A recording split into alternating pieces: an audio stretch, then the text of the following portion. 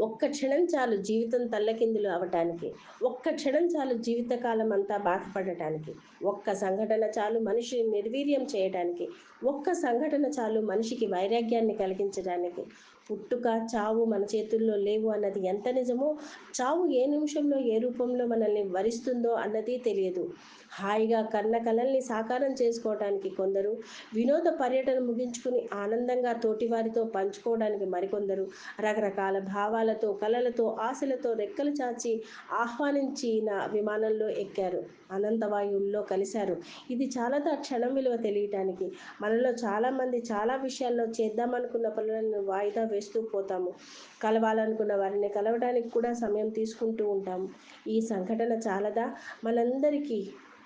నేను నిరాశావాదిని కాను, కానీ ఈ క్షణం నిజం, రేపు లేదా తర్వాత అన్నది అనిశ్చితం. అందుకే ఎప్పుడు చేయాలనుకున్న పనిని అప్పుడే చేయి.